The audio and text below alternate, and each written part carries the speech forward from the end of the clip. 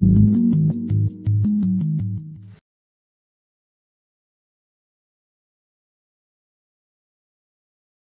and gentlemen, it's a pleasure to be here marking the official conclusion of the Proteus Innovation Consortium.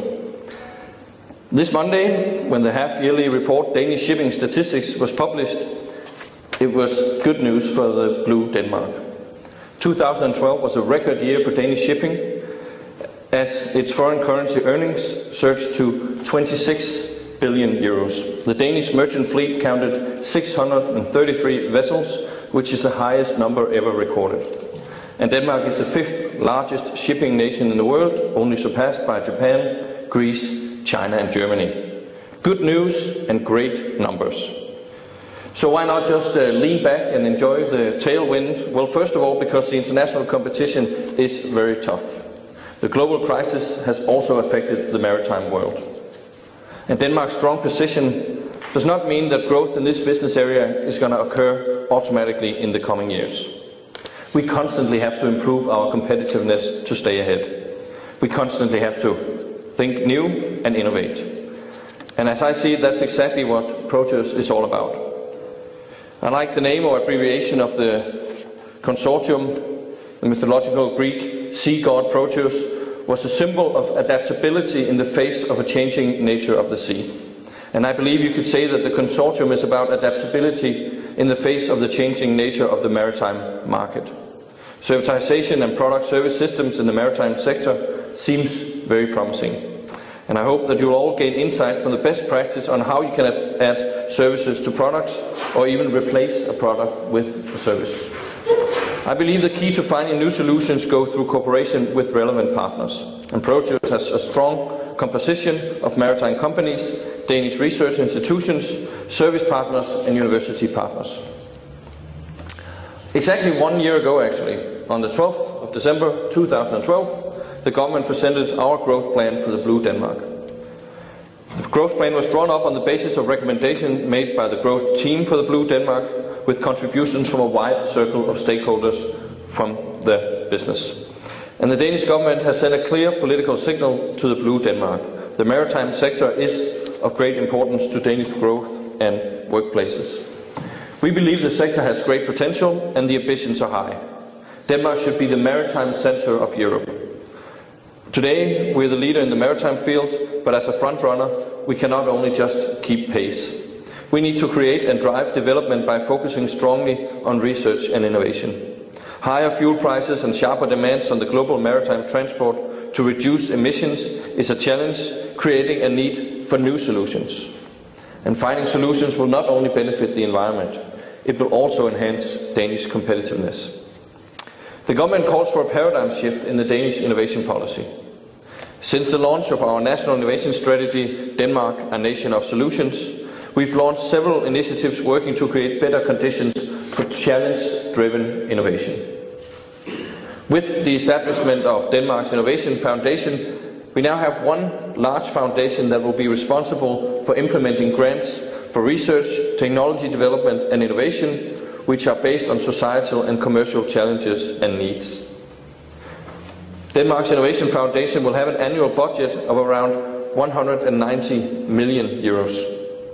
And it will be led by an independent board which will implement the funds and decide how the instrument should be prioritized and developed in the future. One of the main initiatives in the new innovation strategy is the establishment of public-private partnerships solving specific societal challenges. We cannot address all challenges at once, and to help the Danish Parliament decide which of these partnerships should be established, we've compiled a catalogue called Eno Plus, which also lies right outside the room.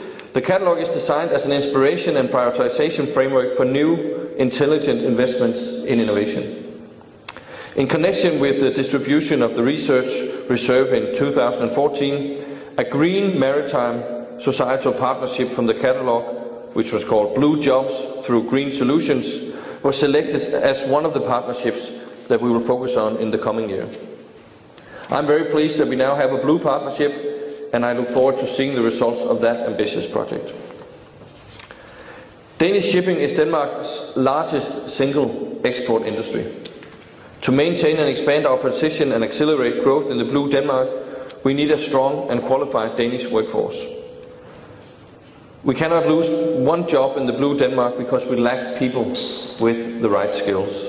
And the Danish workforce cannot and should not compete on low wages, but on quality. It requires a skilled and well-trained crew to control the ship's course and to fix the engine. And we need a skilled workforce both in terms of quality and quantity.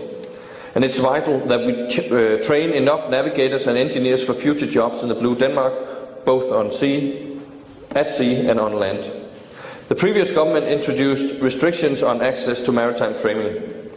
But despite the fact that unemployment in the maritime industry is low and skilled workers are in demand, because of that, we decided to change it. We've worked hard to ease the previous government's restrictions on access to maritime education, and so far we've increased the number of places on courses to ship officer, captain and engineer with 330. The number of places on maritime education should match the needs of the industry. Just 2 days ago we decided that the education to become a maritime engineer should also be introduced in Esbjerg, where the offshore sector is in heavy growth. And that has created a need for technical staff, including engineers. So we try our best to listen to the industry. However, an increased intake also set requirements for the companies. We should develop good career paths that can ensure the food chain of skills. It's important to attract more young talent, and therefore I'm pleased that both students and PhDs are involved in the Proteus Consortium. So to conclude, the maritime sector is of great importance to prosperity, growth and job creation in Denmark. Denmark is one of the world's leading maritime nations, but our advantage is not a given. We need to constantly strengthen and enhance our competitiveness. We need a competent workforce, and we need to focus on how we can be more efficient, more sustainable and more innovative. The growth potential in the blue Denmark should be utilized, not least through partnerships between research institutions and companies. The Innovation Consortium Proteus is a good example of this, and I hope the results and the experience from the consortium will benefit the whole maritime sector, and I wish you a fruitful conference. Thank you very much.